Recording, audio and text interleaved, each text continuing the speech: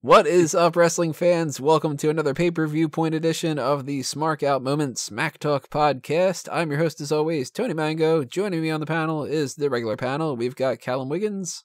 Hey. And Robert DeFelice. NXT, baby, woo! Hey, that rhymed. NXT, baby. Not the woo part. Now you gotta rhyme that with something else. Go for it. 3, 2, 1. Pikachu, I choose you. There you go. It works.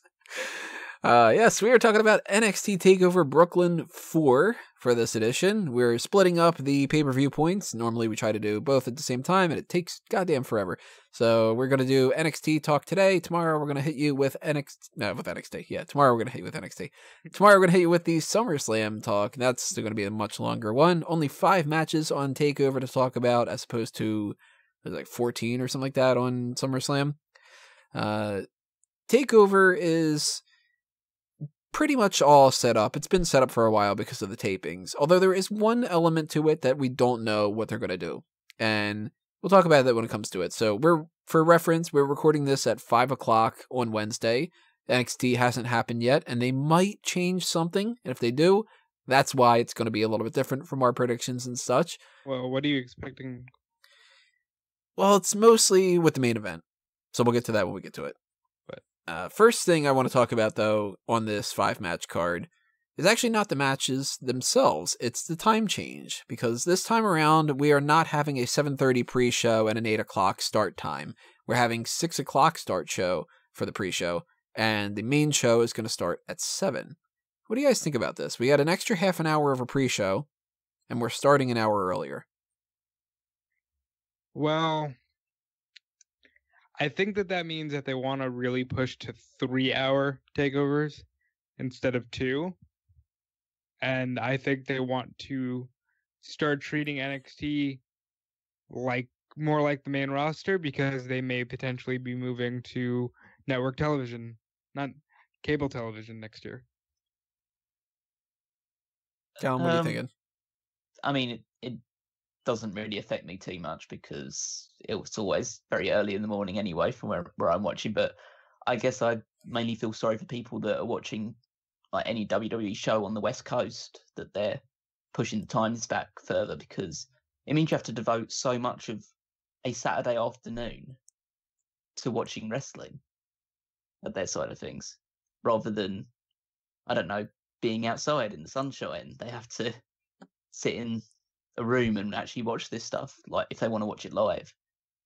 It's always been WWE's kind of mantra to aim towards fans in the East Side, because it's New York, it's their home, it's Connecticut where they're based and things like that. That's the market they're always gearing their stuff towards. So for them, it doesn't really change things too much, but yeah, it just makes it more difficult to be a WWE fan on the West Coast. I like it. I like that they're starting a little bit earlier, partially because that means that I'm not going to be trying to rush as much at night, but also I think that extra hour pre-show means maybe we do start getting a match on the pre-show. Maybe we get 6 matches per takeover. And maybe that start time at 7 o'clock, they can go to 10:30 and make it like an actual 3-hour type show, or if they're going to end at 9:30 or something like that, that's a little bit different. But I think the 3-hour type show can really work, and it gets a little bit like, we look at every NXT card and it always seems like we're missing a couple people. This time around, there's no Lars Sullivan, there's no none of the other tag teams, like Heavy Machinery and the Street Profits and such. The War Raiders aren't on there. People like Cassius Ohno aren't on there. They don't get a chance to really necessarily do that kind of stuff. Even a person like Kona Reeves. Wouldn't hurt to give him a spot if you want to kind of push him. So if they do have a little bit more free time, then that'd be good. They're not going to push it too much for it. They're not going to be like till midnight or such. Moving it up, it helps. But I think we can all agree that the main reason for this push is because Pat McAfee is just so great that we need a full hour of him on the pre-show. Is he confirmed again?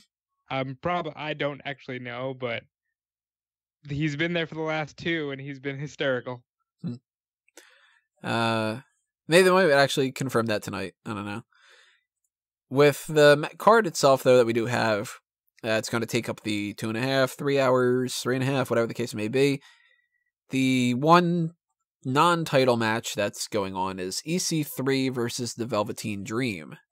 And oddly enough, EC3 a babyface at the moment.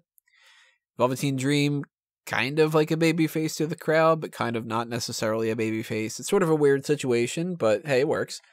And the two of them are having a feud that seems basically built around the idea of, isn't it interesting if these two feud, more so than anything else. I'm down for it, though. I think that this is going to be really good. I think this is going to be probably one of my favorite matches of the night. And I honestly don't care who wins. If either of them wins, I'm going to be happy. So this is like a win-win for me, kind of, you know? How you guys feeling about the situation? You rooting one way or the other? I would like to see the Velveteen Dream pick up a win. I think the only person he's ever beat at a takeover is Cassius Ohno, and I think a win over EC3 would be very good for him. Because EC3, he left, he went to TNA, he made a huge name for himself. He's doing well, but I think that they should maybe give a little love to the homegrown Velveteen Dream.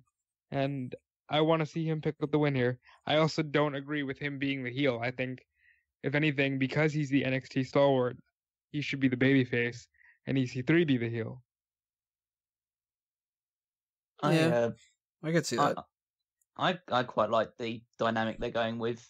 Velveteen Dream is pretty much a chameleon in NXT in the sense that he could switch between babyface and heel depending on which opponent he's coming up with. But I'd be more than happy for Velveteen Dream to be wrestling EC3 as a heel one week and then wrestling Kona Reeves as a babyface the week after. It's because the idea with Dream is that it's all about him and it's all about his experience. And whether you're a good guy, a bad guy, something in between, if you interfere with his experience or you did something to offend his vision of what the world should be like, then he'll go after you and he'll play his mind games and he'll fight you in the ring. It works for him to just be somebody that could be slot into any sort of situation or feud. And I really like EC3 as a bit more of a cornball babyface. It's the idea of like, I don't feel like you need to necessarily have the rich guy, like a rich 1% guy, be a heel, because it's just a guy who's very confident in his own abilities, and he uses his wealth to, like, the fact that he's living a good life means that he can spread the wealth around. He can be nice to people because he's living a good life, so he's got no problems. So why would he make problems for anybody else? Yeah, he can toss a t-shirt your way. Yeah. He's rich anyway. Do you guys think that Dream gets called up after this? I don't think I didn't do. No. I think if anyone is more prepared, it's EC3 out of the two of them. I think we're looking at potentially... Well, you see, we're close enough to a time frame where somebody can be called up that I do think that somebody might, but I don't think it's going to be either of these two. I think it could be like a random weird kind of like not this person, but like, you know, like they randomly bring up like Dijak or somebody where it would just be like, whoa, really? Like what happened with Braun Strowman that one time? Yeah. Just sort of like, Braun Strowman's coming up? We don't even know this guy. He hasn't even been in NXT. Like that kind of thing. I don't think we're going to get anybody other than maybe like Nikki Cross.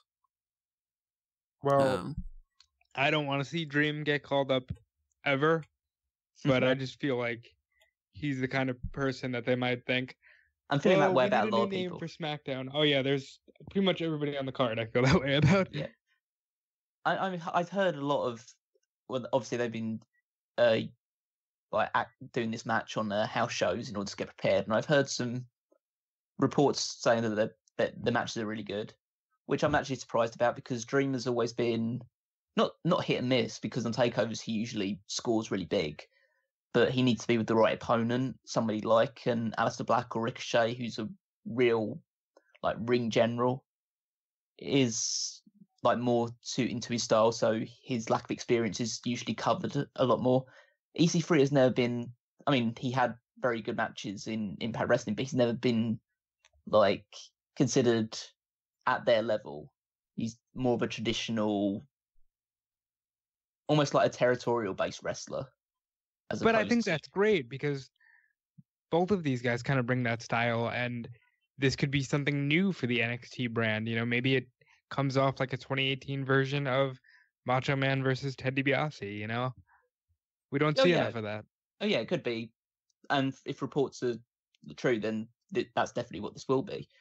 So I'm very much looking forward to it. I mean, the vignettes have been weird, but the good kind of weird. It's the sort of like the vignettes that I look and say, I wonder why that just happened, but it was so good that I don't actually care. That it was so good that I don't care that it didn't seem to make too much sense, or it was completely off the wall. Basically, the opposite of what happens in WWE, where it doesn't make sense, and you really, really actually want it to make sense. This is just fun for the sake of being fun. Yeah, it's a weird situation in NXT right now. I don't know where I want anybody to go, and I want certain people to fill certain roles. I want certain people to win championships, but they can't because other people are also holding the championships. And we've got we're going to talk about this later, but we got somebody who's injured, and that's going to be a big change in things. And I kind of am going into this card looking at this as like, well, if it doesn't pan out, I think it might be because of an injury, and maybe some other things got in the way. So it's kind of all confusing. I don't know. I'm all over the place. Push comes to shove, who do you think is going to win this match? EC3 or Velveteen Dream? I'm going with the Dream. EC3. I'm leaning more towards EC3. I think that they look at Velveteen Dream as the type of guy that if he loses, he'll still have that kind of gimmick. And yeah, he's pretty, I wouldn't say completely untouchable, but I don't think the role that he plays needs to be chasing championships and picking up big wins. He's over enough that he can go from one big feud to the next one without whether he wins or loses matches. Yeah, and who that's with, I don't really know, but I'll bring back to it a little bit later too. Let's pivot over to the Women's Championship. That is Shayna Baszler against Kairi Sane. This is a rematch of the last year's Mae Young Classic Finals, where Kairi Sane beat Shayna Baszler. So I'm going under this with the same idea that I normally would in any kind of situation like this. Shayna Baszler gets the win to offset that loss, right? But she's beaten her already. Yeah, technically this is a rubber match because Baszler beat Sane on an episode of NXT, leading into her fighting for the championship. Yeah, but now she gets to win, and now she looks better as like the 2-1. Oh yeah. And now, go ahead. You go ahead. Oh, you go ahead. No, you. This is gonna go into a little bit of my personal, what I think they're gonna do for Evolution, because obviously the woman who walks out here as champion will go into Evolution as champion. I think that the NXT title is actually going to get defended against Asuka. And I can see either one of these women being a great match for Asuka. I would prefer Kairi Sane, but I think they're going to go with the dominant Shayna Baszler going into Evolution as this unstoppable champion. So, unfortunately, even though I like Kairi a little bit more than Shayna, I'm going Shayna here. I'm going Shayna just from pure Kairi's not going to win the belt at the end type of thing. That Asuka thing, that's got me, that might happen. I can go into that real quick. I mean, I just think that there's a story to be told about Asuka not having the same fighting spirit. You can say something like her fighting spirit is still trapped within the NXT Women's Championship because she never fairly lost that title. So she has to go back to her roots to reclaim her fighting spirit. I'm okay with it. I like that. I like the sound of the idea, but I totally don't think that's what WWE are going to do, because I go by the sense of I agree that I think Baszler's retaining, and I'm very happy about that because Baszler's been. I'm ranking her towards the top end of, like, maybe. I'd probably put her second behind Asuka now as the best ever NXT Women's Champions. Really? Just by her sheer presence, her mic skills are improving by a massive rate of knots, because it's not so much the delivery or cadence, it's what she doesn't say a lot, but it's what she says. It's all meaningful, and that's actually what I want to see, rather than, I know somebody like say an Alexa Bliss or a Carmella can string together 10-minute long promos and make them sound really good, which is fine, and it's important when you get onto the main roster. Baszler just says 2 or 3 sentences, they're all impactful, they all mean something, and then she moves on. I like when she wins and she just kind of looks at the interviewer, flashes a smile, and says "and still," and walks away. I like that. That's fantastic. And she's improving rapidly in the ring as well. For someone of her level of experience, she's already very good. I mean, working with someone like Kairi Sane will bring out the best in her. I mean, the Mae Young Classic final was good. They're both a year more experienced in the for Kairi in the WWE style, and Shayna just overall. So I'm assuming this match will be even better. Kairi will, I'm sure, be more than willing to take a few big hits from Baszler, and she'll give make them her back look too, I'm sure. Oh yeah, and they'll both make each other look as strong as possible. But I see Baszler winning and then walking to Evolution, which seems like the obvious answer, but I assume she's going to face Candice LeRae at Evolution.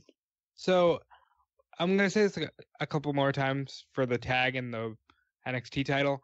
One thing I'm starting not to like is that the championships on NXT almost become formulaic in how they're booked throughout the year. Like, we'll have a dominant women's champion, then you'll get like a plucky new champion will go, "Hey, I finally did it," and they'll be champion for like a month or so, and then right back to a dominant. You know what I mean? Yeah, they do kind of fall into patterns a little bit. I think that's the opposite of what they do. They make their babyface, their plucky babyface, is the one that have title reigns that go 6-7 months long, and it's the heels that get the really short title reigns. Not for the women. Asuka was a babyface for the entire time. I know they tried to make her a heel, but she was a babyface for that entire time.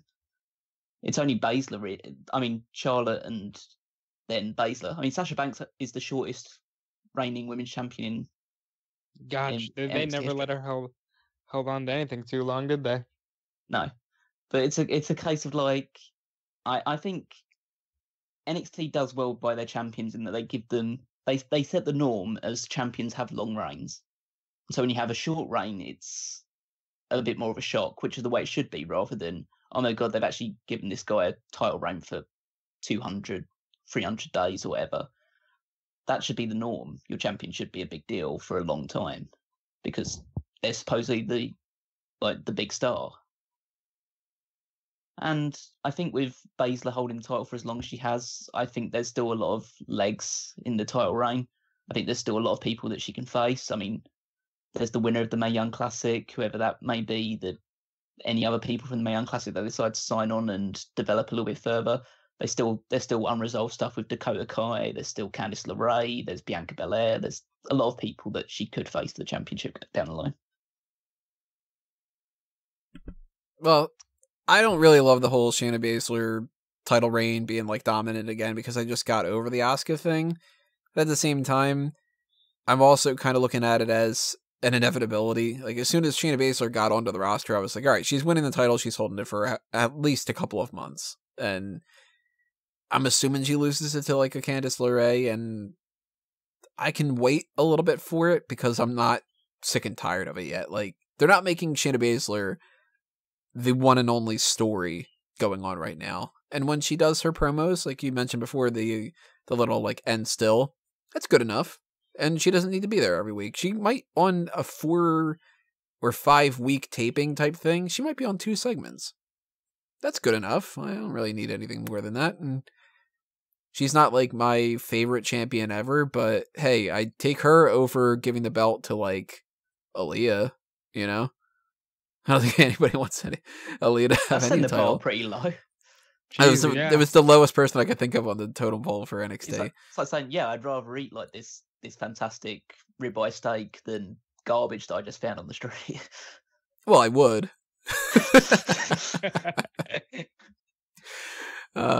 So we're all going Shayna Baszler here. That's not really that much of a surprise.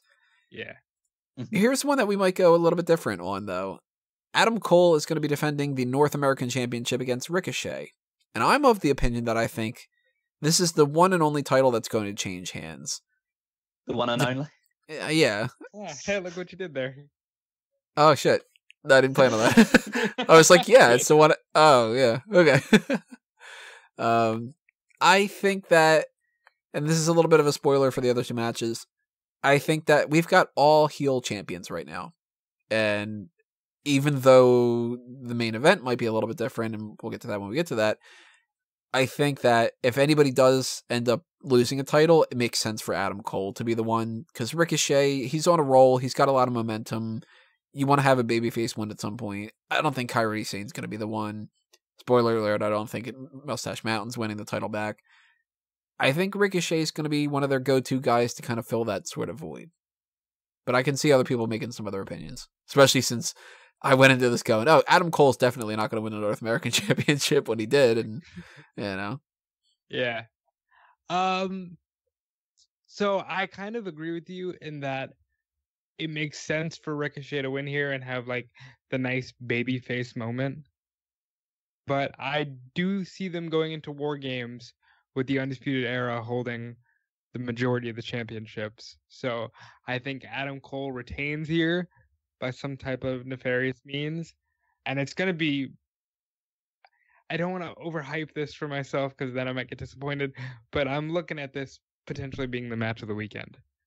And I do think Adam Cole is going to pull it off. There's a lot of factors going into this match. First of all, the fact that Ricochet hasn't really wrestled in about 2 months because he's still been carrying injuries from essentially hasn't wrestled, and he's been kept off house shows for the most part since the tapings ended for the last set because he's still been carrying the injuries that he walked into the match with Velveteen Dream with. So the extent of those injuries clearly aren't enough to keep him out of competition entirely, but they're clearly playing it safe with him. Adam Cole and the Undisputed Era have been highlights of NXT for months and months at this point. Absolutely. Their promos are like unique to them, and they're like incredibly strong. They put on like the best matches whenever they have the opportunities to do so. The fact that they've been running with the Adam Cole as, I'd say he's a knockoff Ric Flair, but he does good in his role in the sense of he's the head of this alliance of 4 people. He hides behind, he hides behind them. He refuses to defend his championship as often as possible. When he does fight, it's against people that are way, way lower on the totem pole than he is. Whereas Ricochet is the plucky babyface, the one that's always looking for a challenge, always looking to excel, push himself to the limits. So realistically, it should be the story coming full circle that Ricochet wins the championship. Adam Cole has to fight back and win it at War Games or something like that, in some sort of situation where he's also joined by other people to try and win it back, rather than going out one-on-one, because in a one-on-one situation, he'll lose because he's a coward and he's not as good as Ricochet. Based on the story, obviously, we know how good Adam Cole actually is, but that's the story they're telling. Just based on, I could easily see Adam Cole winning just based on the fact that Ricochet may not be at full condition and he's doing very well, in his role at the moment as well. But I actually think I'm going to predict that Ricochet wins the championship because I think bigger things are in Adam Cole's future. Well, this is where things get a little confusing, and we're going to kind of jump to another thing to jump back, to jump to another thing to jump back again. The NXT Tag Team titles are on the line. Undisputed Era is going to defend against Moustache Mountain. And if you have not been following NXT and the NXT UK situation, the little setup that we have for this is Moustache Mountain defeated the Undisputed Era at the tournament to win the titles originally. They dropped the titles right back to the Undisputed Era, and now this is the rematch for Trent Seven and Tyler Bate. I kind of go into a situation like that going, well, the Undisputed Era only dropped the titles so the tournament could look decent, because that was the only championship that changed hands during that tournament. Women's title didn't, the UK title didn't, whatever. And I think that they dropped the titles right back because they actually just wanted the Undisputed Era to continue being champions. They figured they could do that, get people talking and whatever. War Games is coming up. Moustache Mountain, by that point, when War Games is happening, we're going to know more about the NXT UK tag title situation. We're going to know more about the NXT UK Women's Championship and so on and so forth. They seem like they are givens to participate for that NXT UK tag title, right? Either win or fight for it and lose to somebody else, like the Coffee Brothers. I'm assuming they're not in War Games. And if they're not in War Games is going to revolve around the War Raiders. It's going to revolve around the Undisputed Era, maybe some other teams, depending on how many want you do it. Do you want to do 3-on-3? Do you want to do 2-on-2? 2 teams of 2, 2 teams of 3, 4 teams of 2, whatever it might be. They can switch up the rules a lot. If you get the Undisputed Era as the 2 people, Adam Cole has to go into War Games either with the NXT North American title or trying to win it back. If you do all 3 are fighting for War Games, kind of seems like he has to lose the North American title, right? Or they just don't have it defended and then some other match happens. I think more along the lines of Ricochet wins that title and fights somebody else, like Lars Sullivan. And then we get the 3 members of Undisputed Era, if that's the case. But we don't have 3 other people for them to fight. Well, they already teased the War Raiders before this match was even announced. They seem like a guarantee. They'll likely be in War Games. If they do it exactly as they did it last year, where it's 3 teams of 3, it's probably the Undisputed Era, War Raiders, and I was gonna try to say another like big baby face, but I don't know if they have one. Maybe brief Lars Sullivan face turn. That's one of the downsides about doing a match like War Games. Keith Lee. There you go. That's a name. Keith Lee and the War Raiders. That's a massive team. And then the other 3 may be well, do you just do Gargano and Ciampa reluctantly? You could do British Strong Style. That's true. I wouldn't mind that. I don't know. That whole tag title thing, I think, throws me off a little bit. It's going along the sense of, like, why are we assuming that War Games is going to have stakes attached to it? They didn't have any stakes in the last time they did it. Yeah. That's true. I'm not going to try to fantasy book War Games because anything could happen between now and November. I just think that the Undisputed Era, by default, because they're a faction, has to be strongly factored in. I'm sure they'll be involved. I just don't know what the connotations will be. That's why I'm not really factoring that too much when I'm thinking about where the championships are going, because I'm not convinced that it will be for any sort of championships or special opportunities. It will probably just be like a grudge match. Well, has War Games ever been just a regular tag team match inside of 2 cages? Like 2 people against 2 people, and that's it? No, that'd be massively strange. Yeah. You have all these like weapons and all this room to fight, and you only have 4 guys? I don't think so. And it's kind of a weird scenario in the fact that the way WWE does War Games is a WWE version of War Games. It's not what War Games actually is. In the sense, the previous version they did was 3 teams of 3. I mean, the only actual War Games match that had that was the terrible 1998 one. Yeah.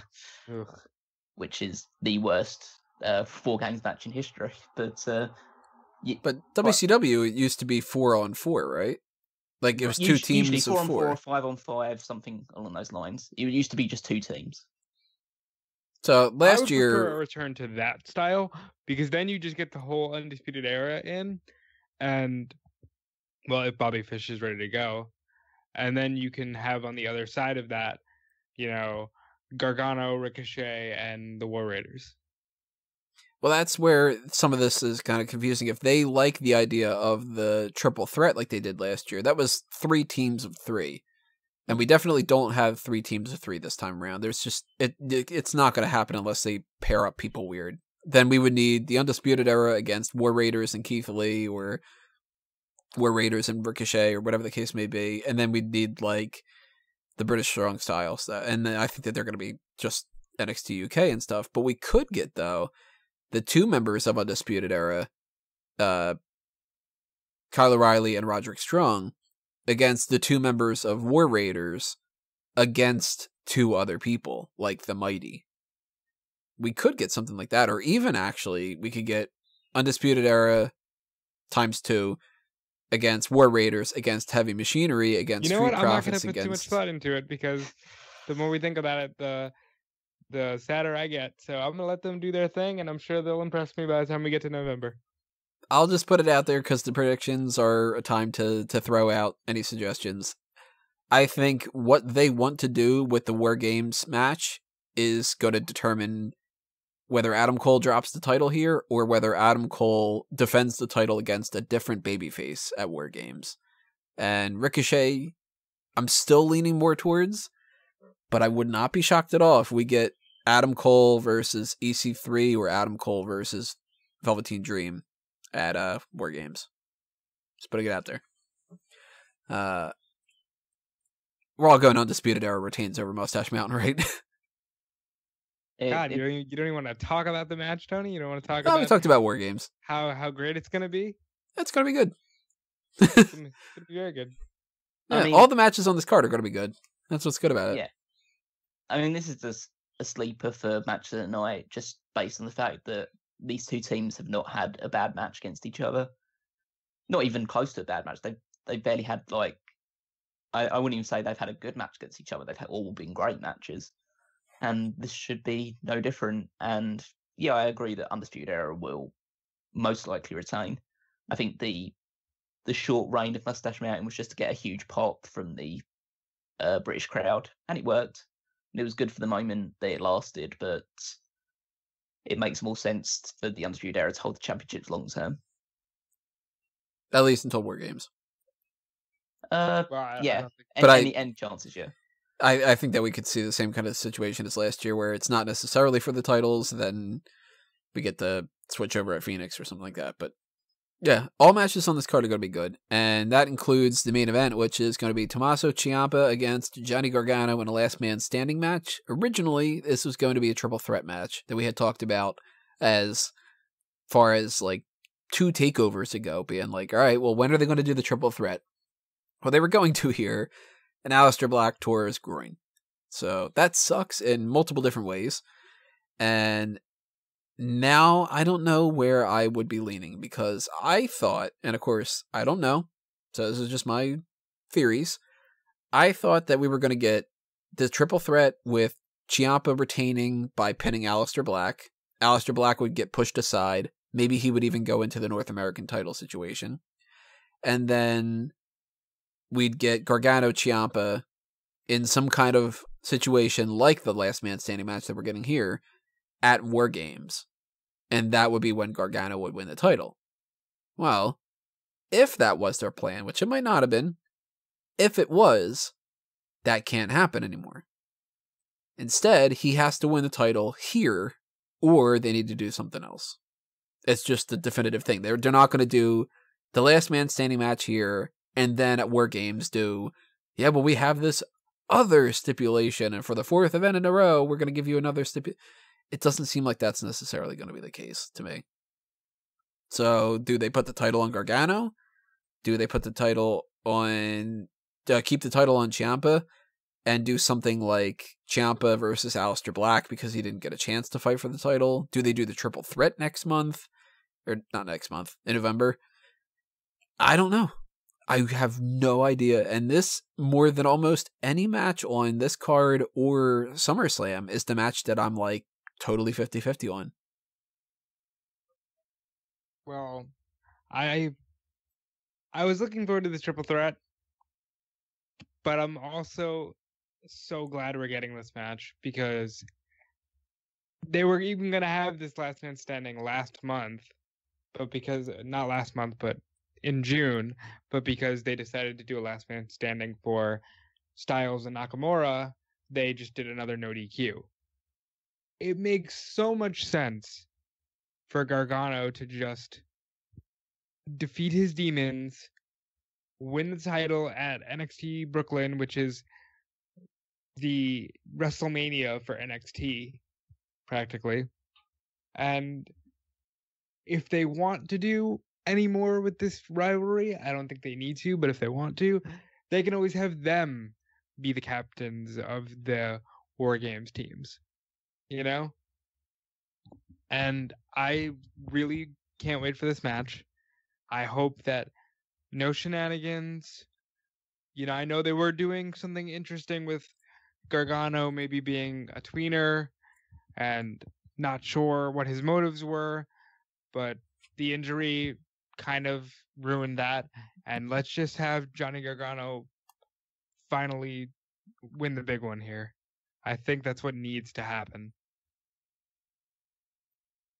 I'm completely unsure about this one.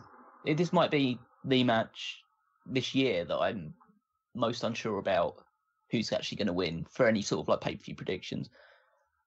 When it was the triple threat, it seemed quite straightforward that Gargano would either cost himself or cost himself and Black the match. Ciampa would win, and then his spiral downwards would continue a little bit longer before he finally gets the opportunity to beat Ciampa down the line in a straightforward one-on-one match. The injury to Black I thought that triple threat match would have been like fantastic and would have been a great way to freshen up this rivalry.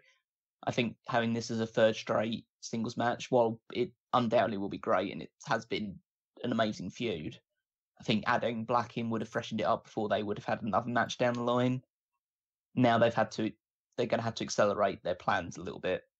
And if the overall goal was to get Gargano to defeat Ciampa and finally win the NXT Championship, they might have to bite the bullet here and do it, even though there's probably a lot more story and development they had planned, like for the next few months leading up to that moment. Or they could just decide, well, this is a bad twist of fate, so we're just going to keep the title on Ciampa for now, use this as an opportunity to have him beat Gargano. Gargano spirals even further into madness, maybe disappears for a little while to be alone with his thoughts, thinking about, am I actually ever going to be rid of this guy? Use that as a means to become a bit edgier, a bit more violent, a bit more just a bit more of a loose cannon. And in the meantime, Ciampa resumes the feud with Black because he's never had his rematch for the title yet. And then Gargano comes back with like a renewed energy, and maybe he's like been to the darkest place and decided he was going too far down, decides to see the light, and then he wins the championship on the side of good rather than having to resort to even more dastardly measures, like basically become Ciampa's equal for evilness. Problem with that though is no man is ever truly good. See, that's why we needed that triple threat. Yeah, the triple threat would have made things a lot simpler. So it's whether they decide that they want to accelerate the original plans, which was likely to have Gargano defeat Ciampa one-on-one for the title, and do that now, or have Ciampa win, and then have to push it back even further, essentially, because they'll have to have other people involved in the meantime, and have something else in place for Gargano. It would be a lot of like booking on the fly, which is something that NXT doesn't really do that often. It seems they need to plan things out well in advance. Well, do you guys agree or disagree with this idea? I think the fact that Aleister Black is, I mean, his song, no man is ever truly good, no man is ever truly evil. Aleister Black is his name. He's got the tattoos. He's all like, I'm like kind of like a lame Undertaker kind of thing. And he doesn't really come out to save people on fights all the time. He does it sometimes, but it's not like, he's running out and shaking hands and doing all that kind of stuff. Do you guys agree or disagree? This would have been better if Aleister Black was the one who was kind of like half heel, half babyface, sort of in the tweener side. And maybe if they do Gargano wins the title here, maybe Aleister Black comes back and he plays up that kind of part. And it's like, I didn't get my rematch. I want that triple threat. And we still do have that triple threat at War Games. Well, that was my whole argument with the way that they were framing the triple threat to begin with, was that I thought that having Gargano kind of the one in the middle when that's Black's whole persona was an issue. But I actually don't think, I think Aleister Black goes the way of Drew McIntyre, and he got injured, and it was unfortunate, but I think he gets called up. I don't think he goes back to NXT. That is a very likely scenario. In terms of like the triple threat, I thought it was perfect to have Gargano in the middle. Black is pretty much the innocent party in all of this. He was just a bystander that had to take on, was just defending his championship, just being the champion, and he was caught in the middle of a heated rivalry between the two. I think the story they've been telling with Gargano losing seemingly more and more of his grip to his connection to the fans, what makes him such a hero to many people, because he's so desperate to just get Ciampa out of his life. That was a good story that was being told, and it's a story that they could easily continue with like a few tweaks to like when they were going to like pull the trigger on certain things. I know obviously Black's character is the fact that he'll just take on anybody. He's not good, he's not evil, he just does what he does. But I think for the quality of the story, and if you're trying to make Gargano the hero of the story, a hero that's facing conflict and then has to overcome it, was the right way to go about it.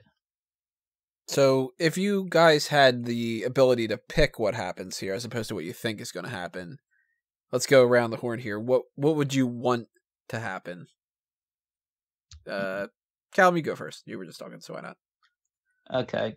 If I had the power to do this and had enough time to like really plan things out, because I know they're doing stuff on the fly at the moment, and I'll give them the wriggle room to do that, because I don't think they're expecting this injury to come at this crucial moment in time. But I'd have Ciampa win, Gargano pretty much loses his mind, like rips down, like, as he's getting back up after being knocked out. Obviously, he just rips up the stage, the set, everything, pushes officials out of the way.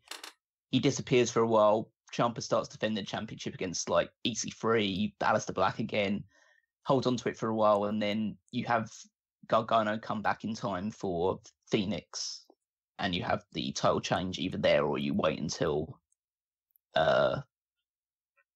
wherever WrestleMania, like Detroit or whatever. Not Detroit, New York. Yeah. So you have the we're back in Brooklyn. Yeah. So you have the title change there, if you're willing to stretch it out that long. I would. I think I have to give it to Gargano. I'm going to assume that the plan that was in place is completely shot, and I'm going to put it on Gargano and try to have him move forward with his life. You know, he's got the title, but Ciampa won't let it go. They end up being the captains of the War Games teams, and then for the takeover before the Rumble, they have a loser leaves NXT cage match, and that's it.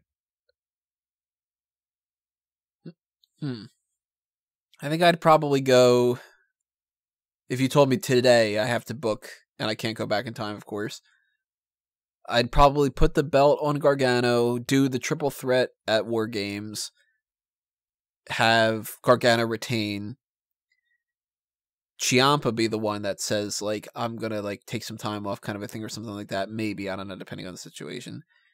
And I'd probably have Gargano drop the NXT Championship before WrestleMania to either Adam Cole. Of course, he has to lose the North American title before that. Or Velveteen Dream or EC3. Unless, kind of depends on, is EC3 a babyface? Is he a heel? Scenario like that. No man is ever truly good, Tony. He's at least in the top 1%. That's one thing that we know that he is. He's at least 1% good and at least 1% evil. So we got 2%. What's that other 3% for? 99% hot gas,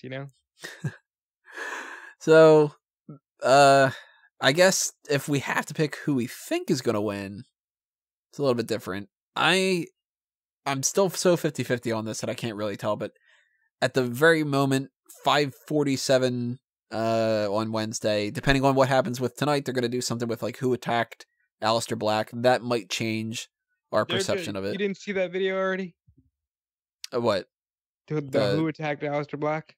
No, they already released it? They posted it earlier last week.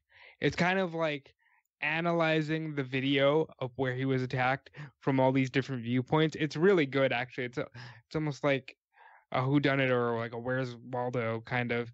Well, Lars Sullivan's in the picture, and here's Johnny Gargano, and here's Cassius Ohno's over here sitting down, and Velveteen Dream looks pissed off. So they have all these pieces in play of who it could have been, and it really just leaves you guessing. I actually think that this is one of the best stories that I've seen in a while, because they took a real injury, and instead of just going, oh, well, he's injured, such is life, they're trying to make a story out of it. Which Was it the really Babushka lady? Yeah, it could have been. Actually, she'll be featured. They do show her and give her a name in the Mae Young Classic crowd. She's like Miss Maria or something. Oh, you're talking about that girl. I'm talking about the JFK footage. Oh. I'm making a much more morbid joke here. Considering his surname's Black, I'm assuming it's Professor Green in the parking lot with a tyro. Maybe it's Kerwin White. In the parking lot with a golf club. Yeah, in the parking lot with Mr. Green. Still, though, if I have to pick between the two, I'm just very, very, very narrowly leaning towards Ciampa here. Just because they could do Ciampa versus Aleister Black next month. Or I keep saying next month. I'm thinking it's a monthly pay-per-view thing at War Games in November.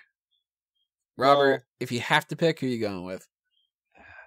I can see it going either way. I'm going to stick to Gargano because I think it's time for him to win the big one.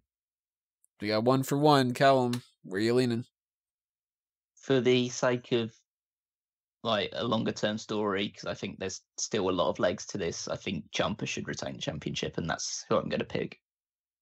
Alrighty, everybody. Those are our predictions for NXT TakeOver Brooklyn 4. Per normal, we're going to be doing our post-show after the pay-per-view on Saturday night, so stay tuned for that. And the next thing you're going to be hearing from us, though, is going to be our predictions for SummerSlam. And then, of course, we're going to do the post-show for that one on Sunday night as well. You'll be hearing a lot more sadness. It won't be as enthusiastic as we are for this one, because we're all pretty much in agreement. Every match on this card could be really good, and it's going to be fun, no matter where they go. But we want to know what you guys have to think, too, so make sure you drop your comments below. And anything that you guys want to voice your opinions about, go ahead and drop them in there, and we will try to, kind of like chime in and see what we think about some different things. If you have some other ideas in mind, or, just want to toss out your predictions, whatever the case may be. If you want to be aware of when the next videos are going to be up, best thing that you can do is subscribe to the YouTube channel and ring the little bell for notifications. But if there are like the iTunes and Stitcher people out there and you don't want to do the YouTube thing, You can get about blah blah blah blah. You can be aware of these kind of things by checking out our Facebook and Twitter accounts. Both of them are at SmarkOutMoment. And of course, SmarkOutMoment.com houses everything as well, so you can find that and the other kind of information that we've got for other posts and other articles and features and whatever the case may be over on there. I think that's it for some of those plugs. I'll come back around and talk about some other things later. But Callum, anything you want to toss out? Well, you can find me on Twitter at Wigmeister14, and obviously check out all the weekly articles on Smark at the moment. I substituted for Gabby this week to do the Women's Wrestling Weekly. I don't have her innate sassiness, but I make up for that with actually watching Ms. and Mrs. for the first time. Oof. It was I actually quite enjoyed it. So, Really? Yeah, I actually like it. It's as far as like really shitty, obviously scripted reality TV shows go, it's on the better end of things. Did you watch the one with the baby CPR and the truffles? Yes. Oh my god. That was a decent one. I like that. Maybe my standards have like dropped really low. I do honestly think it's better than the Bella drama. Oh yeah, definitely. But yeah, so if you want to check out that and all the rest of the news and results from the week in women's wrestling, then check out that and all the other stuff as well. And for me, I'm on Twitter and Instagram at DudeFelice. That will be in the description below. Also, check out timekillerapparel.com if you want to buy a t-shirt there. That's my clothing brand. You can support me, and I would greatly appreciate it. And as per usual, check out WrestleZone.com for your daily wrestling news. I'm at the news desk from 12 to 4 p.m. Eastern, and whenever I'm not doing anything for Smark Out Moment. Tony? And if you want to do something for Smark Out Moment, and it's on the monetary side of things, you have a little bit of spare change to throw our way, there's two different things that you can do. You can hit up the Patreon, and if you get to whatever the level is, I still didn't bother looking it up, you can actually request different special features for us to do and different main events and such. Little extras on the side like that. But even if you toss $1 our way, it all helps out. And another way that you can help in that regard is to pick up something from our TeePublic or our Redbubble merchandise shops, whether it's a notebook or a coffee mug or t-shirt, whatever the case may be. Because a little bit of that money comes my way and it helps keep the lights on and helps motivate everything to find the time to do extra little specials and kind of, add some more things for you guys to check out in the future and stuff. So that is all that for Smark Out Moment. For the Fanboys Anonymous side of things, the same. Subscribe to the YouTube channel, head up to Patreon, whatever the case may be with all that stuff. That tier for the Patreon is $20 a month, and that's the audience vote tier. Oh, that makes sense. The audience vote one. Yeah, you get to pick what you want us to do for something extra on top of that. And if you want to do that for Fanboys too, that's something, I think I have the same exact tiers on that one. Plenty of tiers all around. Especially if I'm watching something sad. But that's such a dumb joke. I hate that. I'll see myself out, don't worry. Because this is the end of the podcast. Thanks for listening, everybody. We will talk to you when we talk to you and see you when we see you. This has been another Smark Out Moment, and we're being counted out.